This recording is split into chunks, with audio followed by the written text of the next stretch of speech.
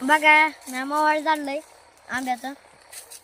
का आताच ह्या आंब्याचं मोहळ झालंय ना. पलीकड तुम्हाला माशा नाही दिसायच्या. बघा किती कांदा निघलाय.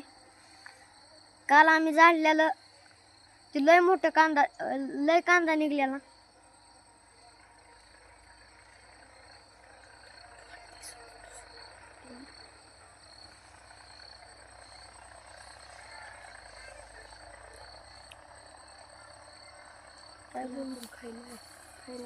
खायला या.